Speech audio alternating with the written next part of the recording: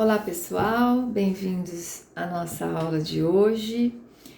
Hoje nós vamos começar a tratar da BNCC, a Base Nacional Comum Curricular para a Educação Infantil, ok? E junto com isso nós vamos tratar dos últimos capítulos do livro da professora Zilma, tá certo? Como esses assuntos que ela traz nos últimos capítulos estão completamente imbricados na base, então a gente vai fazer um bem bolado aqui e discutir todas essas questões, tá bom? Então aquilo que ela fala sobre a busca de uma proposta pedagógica, os ambientes de aprendizagem, as interações criança-criança, as redes de significações, o jogo como recurso privilegiado para a criança pequena, a pedagogia de projetos didáticos e a questão da avaliação, tá bom? Na educação infantil. Então, a gente vai tratar todos esses assuntos, mas não capítulo por capítulo, né? Já conversando com a Base Nacional Curricular para a Educação Infantil, ok? Então, nossos slides começam falando a BNCC e as múltiplas possibilidades para o trabalho com os pequenos. O primeiro slide vai tratar da concepção de infância, né, que é aquela que nós já falamos bastante na primeira parte da disciplina. Lembrando que o meu trabalho pedagógico, né, a maneira como eu enxergo, a forma como eu tenho que organizar o meu trabalho para essas crianças, ele tem a ver com o conceito de criança que eu tenho, né? Então, nós trabalhamos com essa concepção de infância trazida pelas diretrizes curriculares nacionais para a educação básica como um todo, né? Portanto, a criança, centro do planejamento curricular, é sujeito histórico e de direitos que se desenvolve nas interações, relações e práticas cotidianas, a ela disponibilizadas e por ela estabelecidas com adultos e crianças de diferentes idades, nos grupos e contextos culturais nos quais se insere. Então, já colocamos essa questão, todo o centro. Quando eu vou organizar o meu trabalho, quando a escola vai organizar o seu projeto político-pedagógico, quando eu vou organizar o meu planejamento da minha sala de aula, os meus planos de aula, o centro é sempre a criança, né? Obviamente, sempre o desenvolvimento, a aprendizagem dessas crianças, ok? E concebendo então a criança como esse sujeito que é histórico, de direitos, que tem direito ao conhecimento sobre a cultura, né? E também um sujeito produtor de cultura, ele também, ok? Então é com essa concepção que nós trabalhamos, a concepção das DCNs. E o que é a BNCC, né? A BNCC é um documento que define as aprendizagens essenciais que todos os alunos devem desenvolver ao longo da educação básica, de forma progressiva e por áreas de conhecimento. Então, quando vocês abrirem o documento da base, né, quando vocês vão procurar no MEC, vocês vão achar a Base Nacional para a Educação Básica como um todo, né? Aqui nós vamos trabalhar especificamente com a educação infantil, que é o nosso foco de aprendizagem, ok? Então já falamos isso em sala de aula também. Qual é o grande ganho da base, né? Ela não vai mais dizer o que o professor tem que trabalhar, ela vai dizer o que o aluno tem que aprender, né? O que ele tem que ter desenvolvido ao longo do primeiro ano, ao longo do segundo ano, ao longo do terceiro ano, né? E na educação infantil também, né? Quando essa criança tem 3 anos, o que ela tem que ter desenvolvido, quando ela tem 4, quando ela tem 5, né? Então, o foco não é mais no trabalho do professor, né? O foco é na aprendizagem do aluno. Então, para o professor não dizer, mas eu trabalhei tanto, né? Mas se a criança não aprendeu, não desenvolveu, né? Então, não trabalhou direito, né? Outra característica, né? A base é uma referência nacional e obrigatória para a formulação dos currículos dos sistemas e das redes escolares dos municípios, dos estados, do Distrito Federal e dos municípios e das propostas pedagógicas das escolas, né? Portanto, esse documento é um documento nacional, é uma referência para que os estados, os municípios e as escolas organizem o seu projeto curricular, né? E a novidade também é que a base é obrigatória, porque a gente já discutiu isso também. Os referenciais curriculares, né, os RCNEs, eles vieram como uma estrutura para se saber para onde é que eu estou caminhando com o meu trabalho da educação infantil, desde os pequenos, dos bebês, né? As diretrizes curriculares nacionais vieram também como para reforçar e para reestruturar e para ampliar um pouco esse trabalho, aliás, ampliar bastante o trabalho dos RCNEs. E a base vem dizer, olha, já caminhamos bastante, agora é obrigatório. Né? Agora não é mais, não são mais diretrizes, agora é um currículo obrigatório, né? Então o que o MEC fez foi estipular essa referência, né? Para que cada estado, cada região, de acordo com as suas especificidades, se organize, né? Organize o seu próprio currículo, ok? Mas a partir dessa referência obrigatória. Muito bem, e aí nós temos os direitos de aprendizagem e desenvolvimento, então específicos, né, para educação infantil, né? Então, como é que a gente como é que a base se organizou nesse sentido? Então, ela vai começar dizendo quais são os direitos de aprendizagem e desenvolvimento dessas crianças, né? E ela separa isso também em tópicos para a gente entender que direitos são esses. Depois ela vai trazer os campos de experiência, que são como se a gente estivesse no ensino fundamental, as disciplinas, né? Mas para educação infantil não são disciplinas, são núcleos de organização desse trabalho pedagógico, né? Que nós vamos ver mais lá para frente. E dentro de cada campo de experiência, os objetivos de aprendizagem, né? Então, dentro deste campo, que atividades, né?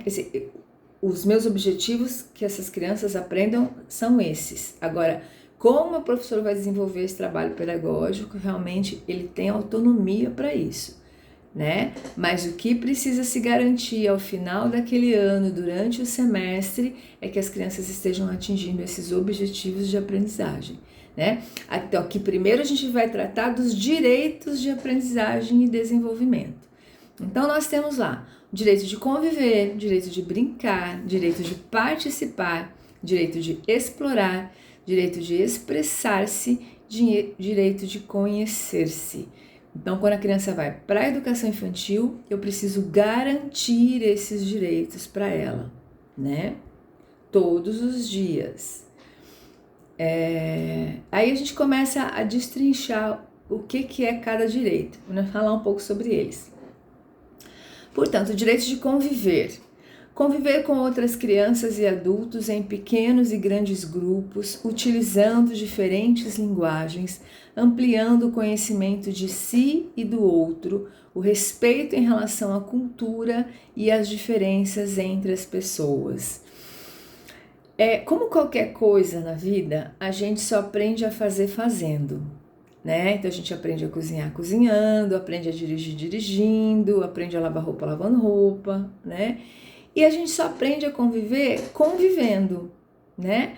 Por isso é que eu disse para vocês em sala de aula que não é possível, dentro de uma sala de educação infantil, para trabalhar dentro dos preceitos da base, que eu deixe essas crianças sentadas uma atrás da outra, cada uma com a sua apostila na mesa fazendo lição, né? Não é possível caminhar dentro desses preceitos da base. E a gente já começa de cara vendo isso, né? Que para a criança, para ter garantido aqueles direitos de aprendizagem e para ter garantido aqueles objetivos que a gente vai ver mais para frente, né? Ela precisa de espaço. E esse primeiro espaço de convivência, né? Então ela precisa estar constantemente, ou em dupla, ou em trios, ou em pequenos grupos, ou em grandes grupos, né? Convivendo com os pares, com as crianças menores, em outro instante convivendo com as crianças maiores da escola, em outro momento convivendo com adolescentes, depois com os adultos, com famílias que vêm contar uma história, ensinar uma receita, falar sobre alguma coisa, né? Então o tempo inteiro essa criança precisa de possibilidades, né, para estar convivendo, porque é nessa relação da convivência que vão surgindo aquilo que a gente já falou da questão dos conflitos, né? Então os conflitos só podem surgir se as pessoas estão se relacionando. E é no conflito em que a criança vai aprendendo a justamente resolver os conflitos, né? A conversar, a pensar, a se colocar no lugar do outro, né? Portanto, a convivência é fundamental.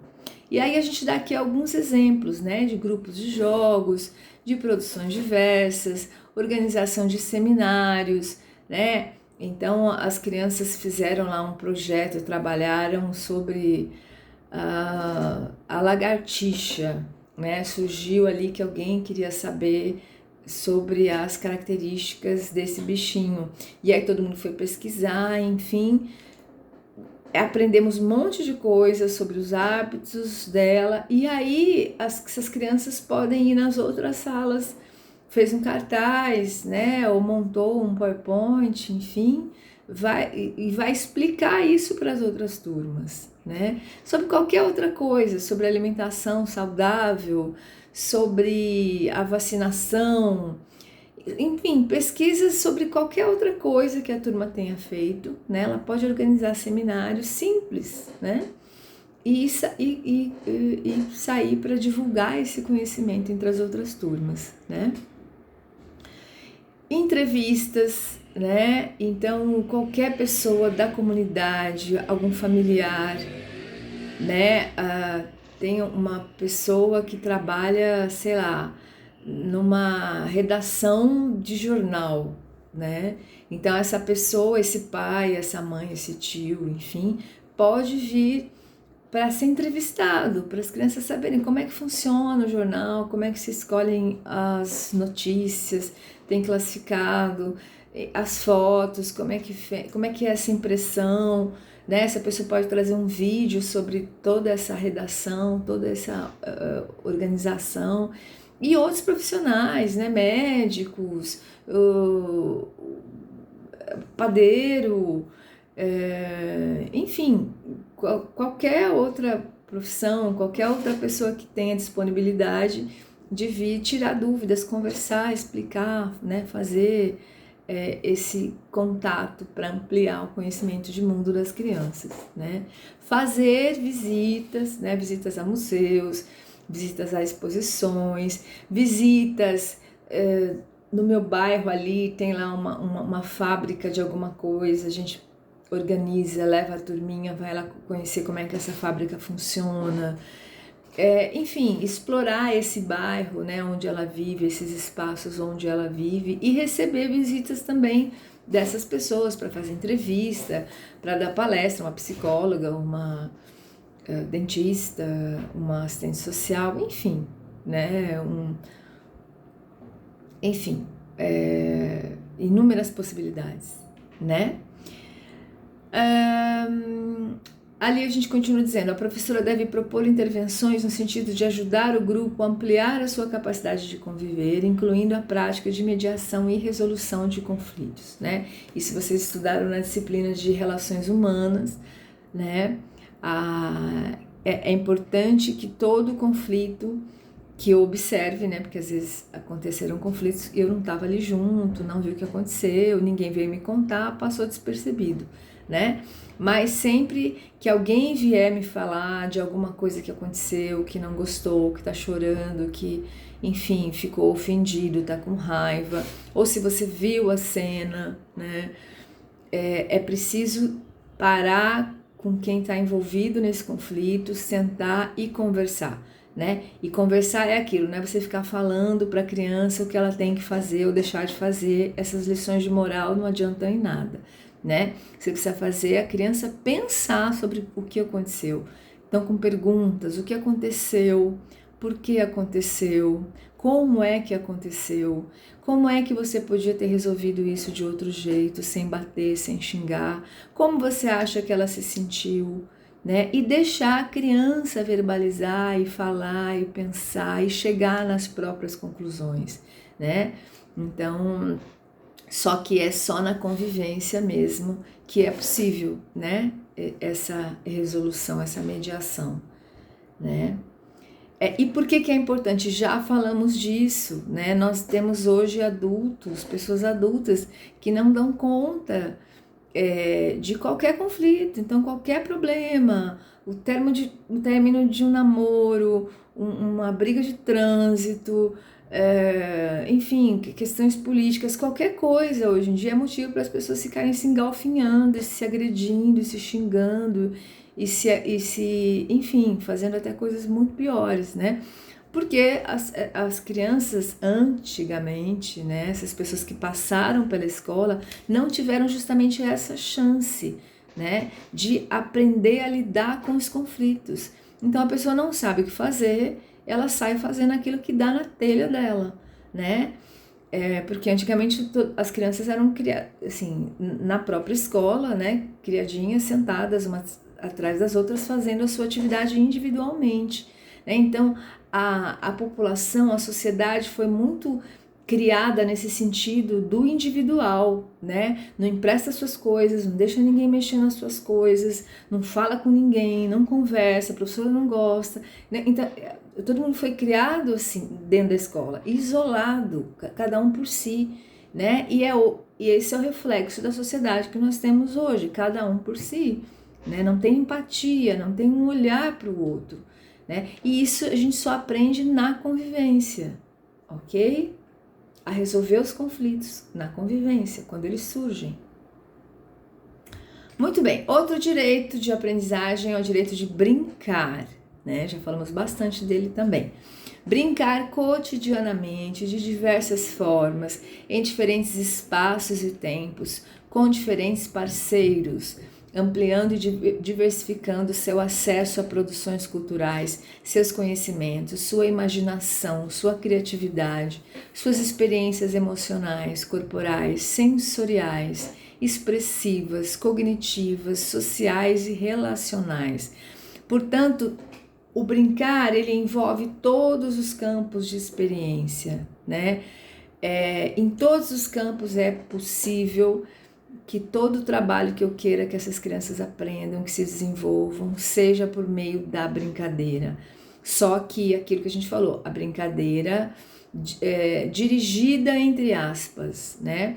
Porque mesmo na brincadeira espontânea, se eu faço as intervenções adequadas, né? Essas crianças estão sempre aprendendo muito. Mesmo que eu não faça intervenções, as próprias brincadeiras, elas possibilitam as crianças estar sempre aprendendo. Não é só nas brincadeiras que eu proponho, nas brincadeiras que eu dirijo, né? É que tem focos de aprendizagem, mas nas brincadeiras espontâneas também, né? Mas quanto mais eu fizer a intervenção, mais rica essas oportunidades vão sendo, né? Portanto, brincar o tempo inteiro nos espaços diferentes. Na sala de aula tem sempre os espaços, né? Enquanto uns estão pintando, outros estão brincando de massinha, outros estão com brinquedos, estão no supermercado, estão na fantasia, estão na casinha, estão brincando de caminhão, né? Então muitas aprendizagens ali vão surgindo nas brincadeiras. Aí quando eles estão nos espaços coletivos, no parque, né, um horário que todo mundo está ali no mesmo espaço brincando das mesmas coisas, num pátio, nas brincadeiras que eu proponho, né, do corre-cutia, da mãe da rua, enfim, as infinitas brincadeiras que a gente pode propor, né? Pronto. O próximo direito de aprendizagem é o direito de participar. Participar ativamente com adultos e outras crianças, tanto do planejamento da gestão da escola e das atividades propostas pelo educador, quanto da realização das atividades da vida cotidiana.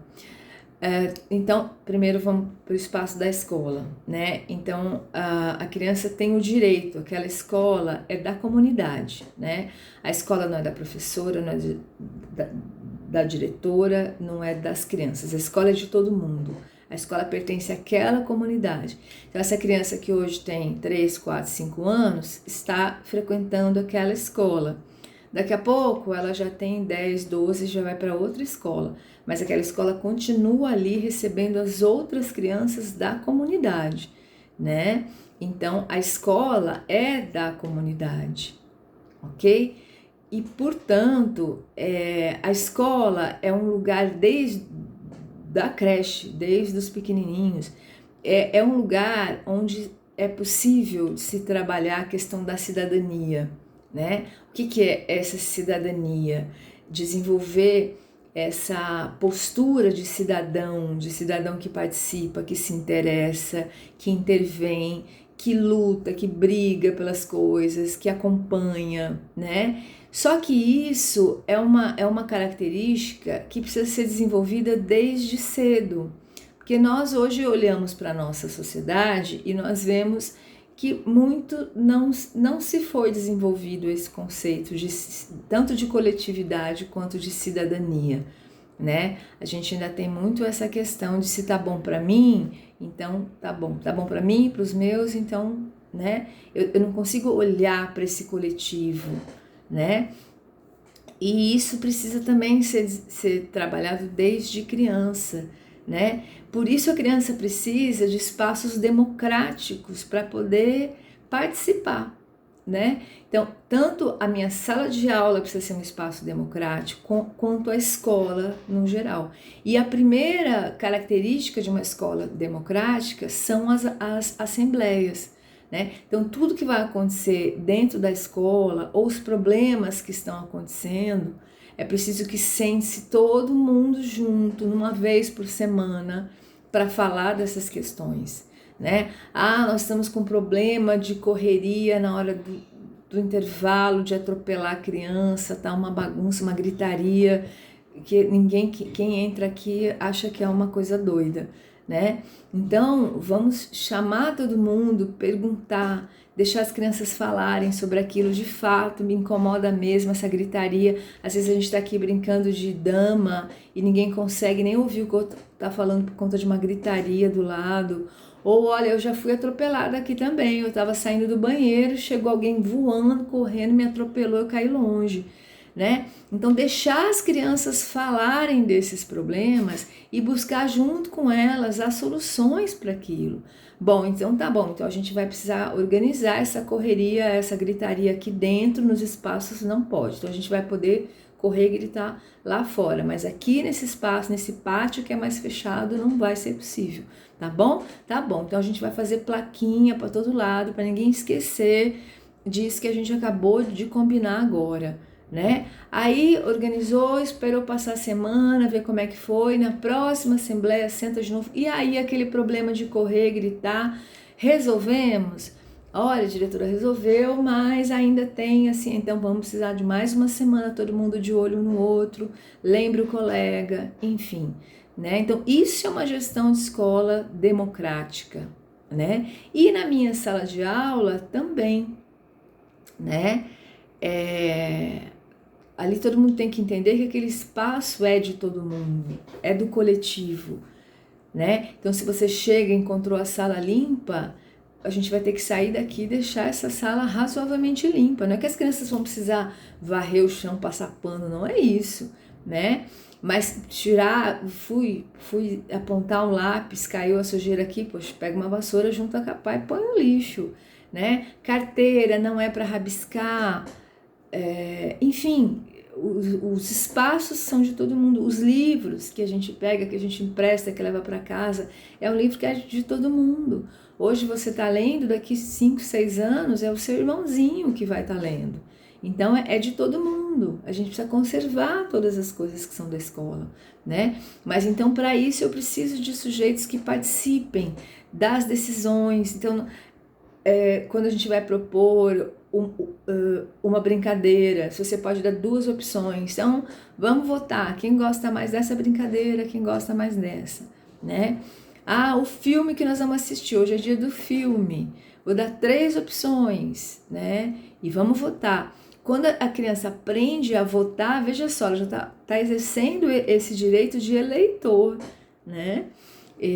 Nas coisas simples, mas ela vai aprendendo, né, a pensar sobre o que é o melhor, a entender que, olha, eu queria tanto esse filme, mas a maioria votou no outro, então vai ser o outro que nós vamos assistir. Paciência, não é para eu sair gritando e xingando ninguém porque escolheu outro diferente do meu, é para eu aceitar que eu estou numa democracia e na democracia a maioria é que diz o que nós vamos fazer, né? Depois a gente pode sentar e avaliar, né? A criança tem direito de falar, olha, tá vendo? Vocês escolheram esse filme é muito chato, vocês não acharam chato? Pois é, eu queria o outro. Então esse direito de se manifestar, ela pode, sem dúvida nenhuma, mas ela tem que entender que ali é a maioria, né? Pronto, então é isso. Outro direito, o direito de explorar movimentos, gestos, sons, formas, texturas, cores, palavras, emoções, transformações, relacionamentos, histórias, objetos, elementos da natureza, tanto na escola quanto fora dela, ampliando os seus saberes sobre a cultura em suas diversas modalidades, as artes, a escrita, a ciência e a tecnologia, né? Então, explorar também é um direito que vai perpassar por todos os campos de aprendizagem, né? Então, principalmente questões ligadas à arte, né? À ciência, à tecnologia, à escrita, enfim. Essa questão das emoções, essa questão então de explorar, né, as emoções, de explorar os sons. Essa questão da emoção é uma coisa que a gente precisa prestar muita atenção nela, porque se a gente for pensar, em nenhum momento, em nenhum lugar, né, o ser humano tem esse direito de aprender aquilo que ele está sentindo, de conseguir falar sobre aquilo, né? Então, às vezes você pergunta para uma pessoa, mas por que você está chorando? O que você está sentindo? Né? A pessoa sabe dizer para você o que aconteceu, mas ela não sabe dizer para você o que ela está sentindo. Por que ela está chorando tanto daquele jeito? Né? Ela não consegue. Mas você está chorando de raiva? Você está chorando de tristeza? O que é o sentimento? Eu não sei, né? Porque muitas vezes a pessoa não sabe mesmo dizer o que ela sente, porque a gente também não aprendeu a dar um nome para os nossos sentimentos, né? Para dar nome daquilo que a gente sente, para dar nome para raiva. Não, eu tô com muita raiva daquela pessoa, né? Para dar nome para tristeza. Então a gente mistura tudo, não sabe mais o que é o que.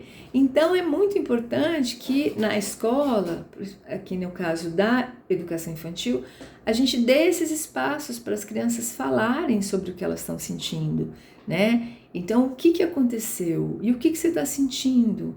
E o que a gente pode fazer para você se sentir melhor? Aí espera passar, resolve, tal. Você está se sentindo melhor? O que você está sentindo agora? Então, para ela prestar atenção, porque o sentimento é uma coisa abstrata, né? Mas ele existe, ele está ali, né? Ele provoca emoções, né?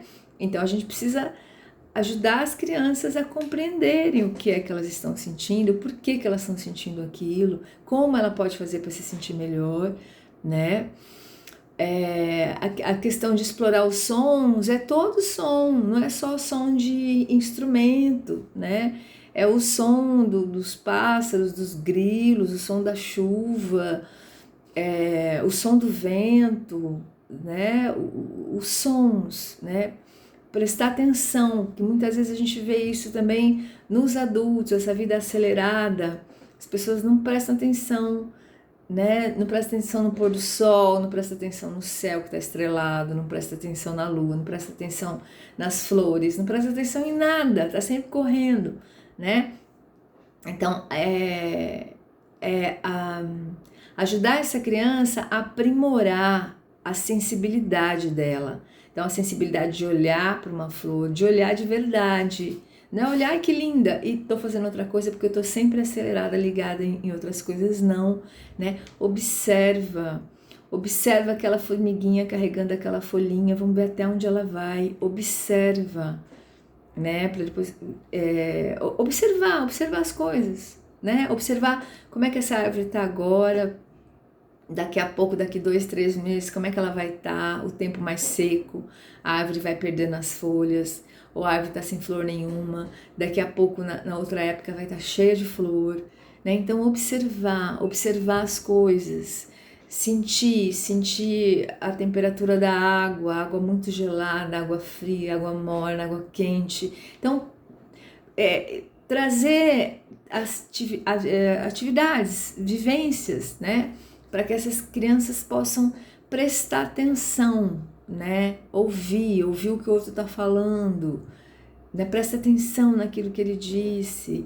Ou vamos ouvir uma música, então presta atenção quando vai entrar o saxofone agora, ouça a hora que ele entra, né? A hora que ele entrar, você levanta a sua mãozinha, né? Então, inúmeras formas, né, de trabalhar essa sensibilidade, né? Explorar a questão das ciências, de trazer experiências para a sala, experiência da água que vira gelo e depois o gelo que vira água de novo, experiência de objetos que afundam e flutuam, experiência da vela, que, enfim, deixa eu ligar aqui que a bateria está no final.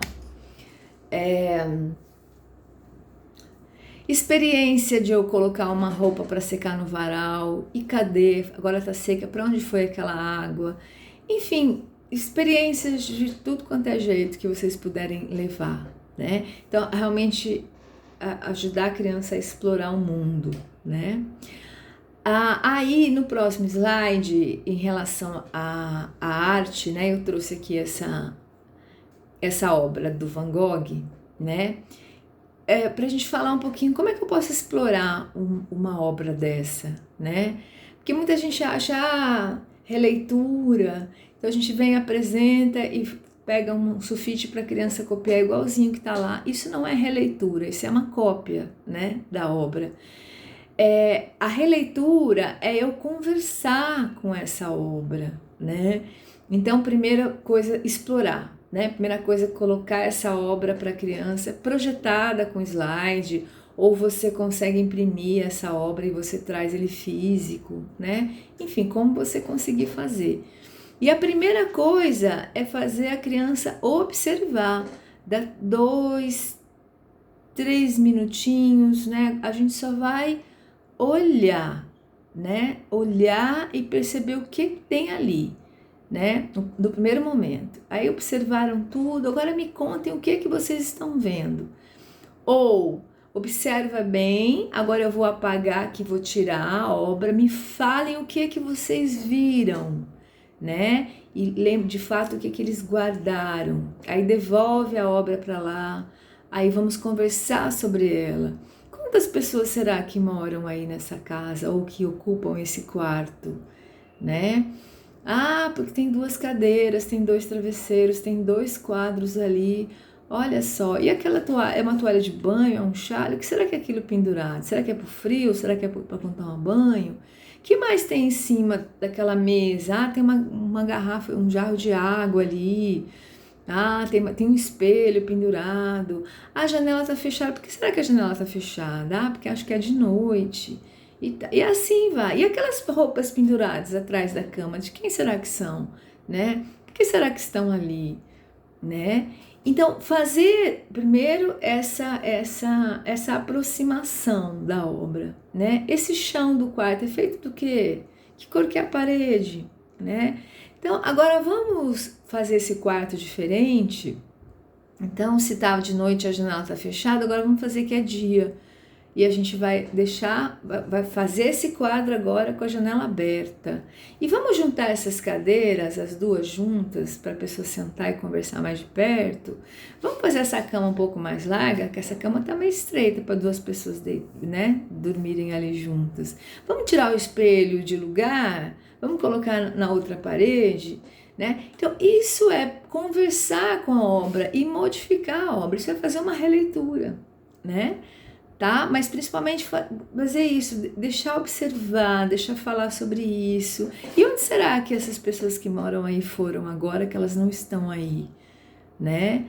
Aí num outro momento, vamos desenhar as pessoas aí dentro do quarto, como é que elas são, né? E assim, a gente pode explorar de milhões de formas, infinitas formas, né? Aí a próxima obra, a gente tem aí também uma obra famosa, mas eu esqueci o nome tanto do pintor quanto da obra. Mas aí a gente pode explorar muitas coisas, né? Por que será que essa moça o que será que ela tem na mão, né? É uma carta. Quem será que escreveu para ela?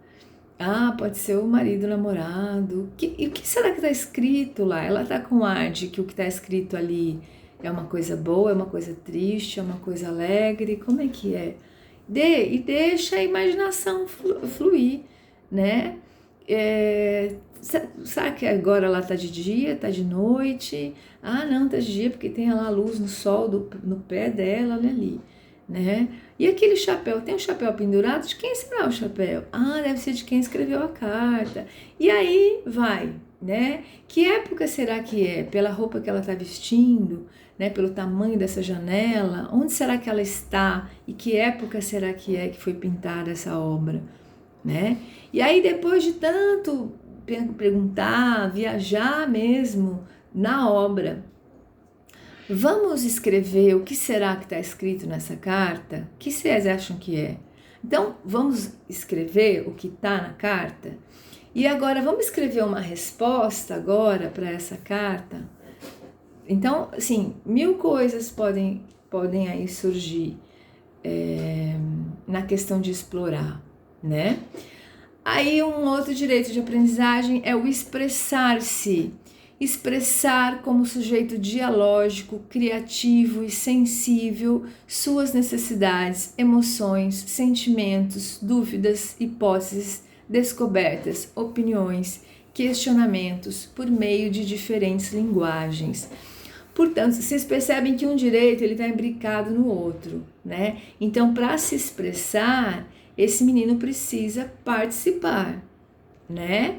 Ele precisa interagir, conviver, né? Para poder também se expressar ali no meio de todo mundo.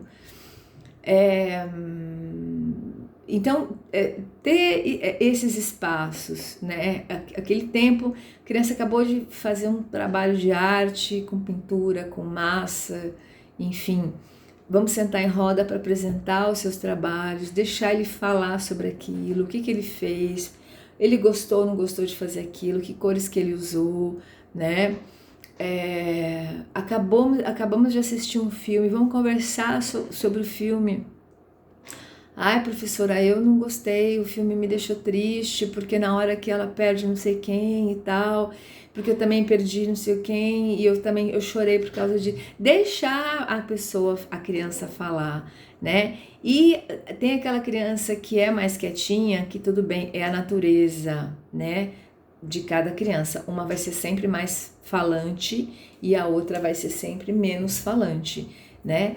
Mas a expressividade não tem a ver uma coisa com a outra, né? Então essa criança ela pode se expressar falando menos, falando mais baixo, mas ela tem que ter o espaço para falar dela, né? Então, mesmo as crianças muito tímidas, às vezes você pergunta, ela se encolhe e não fala nada, você respeita, na próxima vez você pergunta de novo, até que ela vai se sentindo mais à vontade naquele ambiente, um ambiente em que ela fala das coisas dela e ninguém dá risada, né? Ninguém vai ficar tirando sarro dela pelas coisas. Então, agora esse é um ambiente que precisa ser construído, né? Por isso a necessidade da mediação dos conflitos, Porque essa criança vai percebendo que aquele grupo é um grupo legal, é um grupo que aceita, um grupo que respeita o jeito dela ser, a família dela, as coisas que acontecem, que ela pode contar aqui,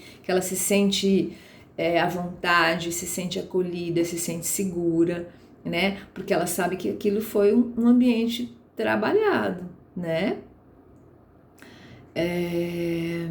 Enfim, as hipóteses, né? Então a gente está lá, surgiu uma questão, como a gente já falou, do sal, né? Do mar. Ah, professora, mas se o sal vem do mar, então será que o açúcar vem do rio, porque a água é doce, né? Então, espaços para as hipóteses. Nossa, será? Né? Não dizer, menino, imagina que a água não vem do rio, não é isso. Não, é pensar, mas será? Vamos estudar então isso, né? Então isso são hipóteses, porque uma coisa pode estar ligada com a outra, é uma lógica da criança, né? Outra questão em relação à chuva, né? As crianças não sabem como é que a chuva se forma, né? A primeira vez que eu vou perguntar como que acontece a chuva, elas vão dizer, é São Pedro que abre a torneira e vai lavar o céu e vai cair água, enfim, né? São hipóteses, elas escutam isso e elas entendem que o mundo funciona assim, né? Aí eu continuar fazendo perguntas, né? Até que eu consiga trazer esse conhecimento e até que eles compreendam isso, né? Mas ele tem direito de colocar essas hipóteses que ele pensa que funciona assim, questionamentos de perguntar, né? Enfim, então esse direito de se expressar. O direito de conhecer-se é o último direito aqui, né? Direito de conhecer-se. Conhecer-se e construir sua identidade pessoal, social e cultural, constituindo uma imagem positiva de si e de seus grupos de pertencimento nas diversas experiências de cuidados, interações, brincadeiras e linguagens vivenciadas na instituição escolar e em seu contexto familiar e comunitário. Vocês vão lembrar que nós falamos em uma das aulas a questão da linguagem, né? De não ficar corrigindo a maneira como essa criança fala, que existe uma norma culta para a escrita, mas não para a fala, né? O Brasil é praticamente um continente, né? Pela extensão gigantesca dele, as diferentes regiões, cada um fala de uma forma, né? Cada um tem palavras para falar sobre a mesma coisa que são completamente diferentes, né? Jeitos de falar, que a gente chama dos sotaques, né? Enfim. Mas então eu não corrijo esse jeito e a gente estava falando justamente disso, né? Esse direito diz que a criança tem direito de se conhecer a sua identidade, né? A sua família, a sua comunidade e valorizar isso, né? Então essa questão da linguagem, do jeito de falar tem a ver com isso também, né? De valorização, de entender sempre que as pessoas são diferentes, as comunidades são diferentes, os jeitos são diferentes, né? Mas que todo mundo precisa ser valorizado no seu jeito de ser, né? E aqui a gente também dá as sugestões, né, de entrevistar moradores para conhecer a história do seu bairro. Isso é muito interessante. As crianças não têm ideia de como é que aquele bairro surgiu, mas tem sempre aquelas pessoas que chegaram antes, que têm fotos daquilo, né? Então essa pessoa pode trazer essas fotos, projetar ou mostrar as fotos ali. Aí a criança vai ver, nossa, mas não tinha nem escola ainda, não tinha um posto de saúde, não tinha aquela padaria, não tinha nada, só tinha terra, né? E aí outras fotos, olha, agora já tem a padaria, olha como a padaria era pequenininha antes, agora cresceu, agora é enorme, né? Então, e essa pessoa que vem contar como é que foi, quando é que ele chegou ali, quais eram as dificuldades que ele tinha, né, para construir a casa dele, para comprar, né, tijolo, cimento, os materiais, enfim.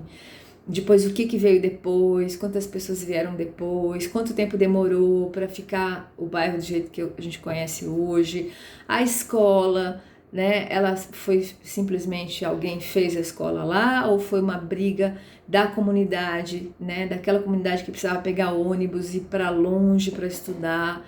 Então aquela comunidade se juntou, foi à Câmara, pediu, conversou, cobrou e aí conseguiu, né? Então como é que foi essa história, né? Essa escola sempre foi assim? Ou quando começou ela era menorzinha, aquele portão era lá mesmo, como é que era, e fotos da escola, né? Enfim, e a própria história da família dela, né? Que isso é muito interessante, da criança trazer fotos também dela, dos pais, como é que os pais se conheceram, aonde eles moravam antes, onde é que os pais deles moravam, com que idade eles vieram para cá, onde se conheceram, né? Onde é que os pais dos pais se conheceram, né? Os seus avós, enfim, saber dessas histórias e trazer para compartilhar com as outras crianças, né? E então ele vai tendo essa valorização, essa construção, essa compreensão, como é que as coisas se formaram, né? Das lutas, das dificuldades, da coisa boa, da alegria, enfim, né? Essa é a constituição dele, né? E essa coisa também de se observar diante ao espelho, já falamos disso, a importância que tem um espelho na sala de educação infantil, né? Porque muitas vezes essa criança não tem outro espaço para se ver, né? Então, para ela olhar para ela se descrever, saber como é que ela é, né? O jeito dela andar, o jeito dela falar, o jeito dela conviver, enfim, mais quieta, mais estabanada, enfim, e os outros colegas, né? Perceber essas diferenças e valorizá-las, né? No próximo vídeo, na próxima aula a gente vai continuar com esse slide, ele é muito comprido, né? E a partir de agora, então, até aqui nós vimos os direitos de aprendizagem, né? Agora nós vamos começar a falar dos campos de experiência, ok? Até a próxima aula, então.